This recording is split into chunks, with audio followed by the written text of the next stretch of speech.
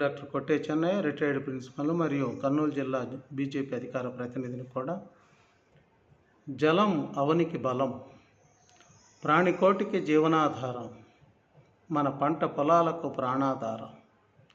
నీటిని ఆదా చేస్తే ఆసరాగా నిలిచి ఆస్తిగా మారుతుంది, వృధా చేస్తే కన్నీరే మిగులుస్తుంది.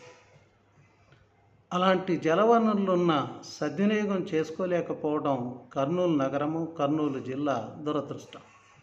దానికి అధికారులను అనాలో, వారితో పని చేయించలేకపోయినటువంటి నాయకామన్యులను అనాలో పాలుపోవడం లేదు.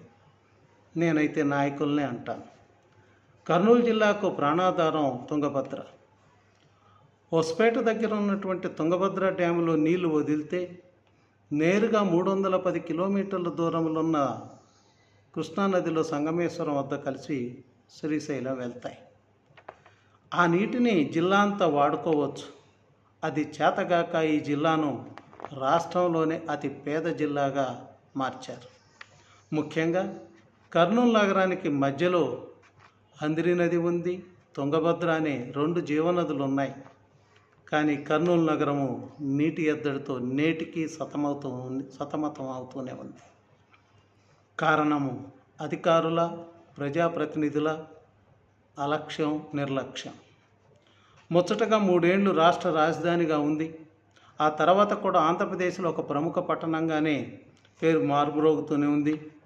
కానీ తాగటానికి నీళ్లు దొరకటం లేదు. బాధాకరం ఏమంటే నీళ్లు లేని వాళ్ళు ఏదో విధంగా నానా తిప్పలబడి తెచ్చుకుంటున్నారు. కానీ ఒళ్ళో నీళ్లు పెట్టుకొని వీళ్ళు ఒలకబోసుకుంటున్నారు మా అధికారులు, నాయకామన్యులు.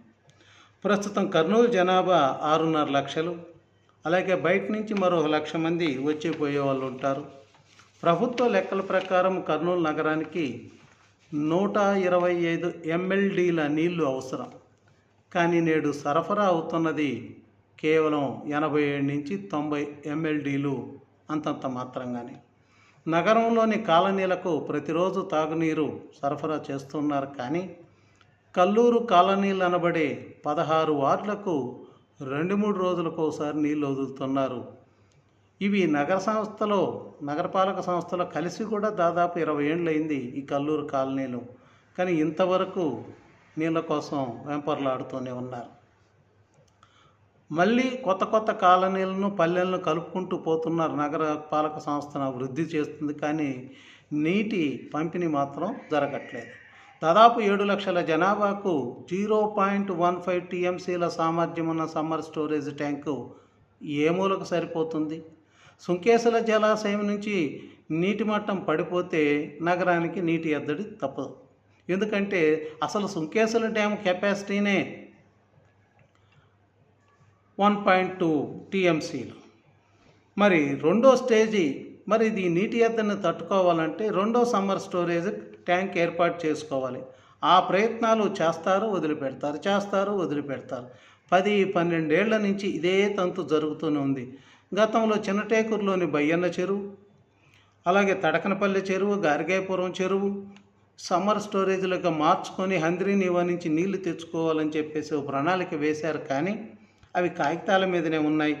ఆ ప్రణాళికను అమలు చేయాలనే చిత్తశుద్ధి అధికారులకు, అనధికారులకు ఇరువురికి లేదు. ప్రజలు కూడా అంతే, వారి వ్యక్తిగతాలు చూసుకుంటారు. కానీ ఇలాంటి వాటిని అడగనటానికి కూడా మొహమాట పడతారు, నాకెందుకులే అనుకుంటారు. రెండో సమ్మర్ స్టోరేజ్ ట్యాంక్ అవసరము చాలా ఉంది, అవకాశాలు ఉన్నాయి. పైన చెప్పుకున్న చిన్నటేకూరు, తడకనపల్లి, గార్గేయపురం చెరువులు ఇవన్నీ కూడా హంద్రీ నీవా కాలువకు దగ్గరగా ఉన్నాయి. ఆ నీటిని స్వల్ప ఖర్చుతో వాటిలో నింపుకోవచ్చు. 1 TMC నీటికి ప్రభుత్వం నుంచి అనుమతి తెచ్చుకుంటే నగరం మొత్తానికి నీటి సరఫరాకి ఇబ్బంది ఉండదు. దీనికి కర్నూలు నగరానికి చెందిన 3 ఎమ్మెల్యేలు, 2 ఎంపీలు ఉన్నారు. వీరు చొరవ చూపాలి, ప్రభుత్వం నుంచి అనుమతులు తీసుకురావాలి. బాధాకరం ఏమంటే డబ్బులు లేక కాదు, డబ్బులుండి చేయలేకపోవడం, నీరుండి చేయలేకపోవడం. డబ్బులుండి చేయలేకపోవడం, నీళ్ళుండి వాడుకోలేకపోవటం భావదారిద్ర్యం.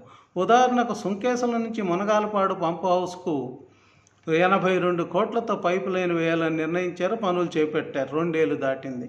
అవి కొనసాగుతూనే ఉన్నాయి, ఇంతవరకు పూర్తి కాలేదు. కాలువ ద్వారా అయితే మధ్యలో రైతులు మోటార్లు పెట్టి తోడుకుంటారని ఈ పైపు లైన్ ప్రతిపాదన తెచ్చారు, మంచిదే. కానీ మితిమీరిన గత ప్రభుత్వ స్వార్థ రాజకీయ నాయకుల కాసుల కక్కుర్తికి ఈ కార్యక్రమం బలవుతూ ఉంది. తద్వారా లక్షల మంది ప్రజలు నీరు లేక అల్లాడుతూనే ఉన్నారు. మరి కూటమి నాయకులైన ఈ పనులు కొనసాగనిస్తారా? ప్రణాళికలు బ్రహ్మాండంగా ఇస్తున్నారు, డబ్బులు వస్తున్నాయి. జలజీవన్ మిషన్ కింద అమృత 2.0 కింద నిధులు చాలినన్ని ఉన్నాయి. అభివృద్ధిని అడ్డుకునే నాయకుల ఆగడాలు తగ్గాలి. మరి నగరంతో పాటు కల్లూరు కాలనీలకు 20 ఓవర్ హెడ్ ట్యాంకులు కావాలని అధికారులు ఎస్టిమేషన్స్ వేశారు, సంతోషం. అమృత్ 2.0 కింద 130 కోట్లతో జగన్నాథ గట్టు వద్ద ఫిల్టర్ ప్లాంట్ ఏర్పాటు చేసేందుకు ప్లాన్ చేస్తున్నారు. అదన్నా పూర్తవుతుందో లేదో చూడాలి. అమృత్ 2.0 క్రింద నగరపాలక సంస్థ కొత్తగా డిపిఆర్ ప్రకారము పైపు లైన్లను విస్తరణ కోసము 131 కోట్లు కేటాయించారు, కానీ అమలుకు సిద్ధం కాలేదు. ఈ సమస్యలు తీరాలంటే గుండ్రేవుల రిజర్వాయర్ నిర్మించాల్సిన అవసరం ఎంతైనా ఉంది.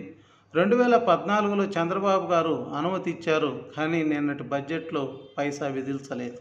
ముందుగా నేను చెప్పినట్లు హొస్పేటలో తుంగభద్ర డ్యాం తలుపులు తీస్తే 100 టీఎంసీలు 310 కిలోమీటర్లు ప్రయాణించి సంగమేశ్వరంలో కృష్ణానదిలో కలుస్తున్నాయి, శ్రీశైలం వెళ్తున్నాయి.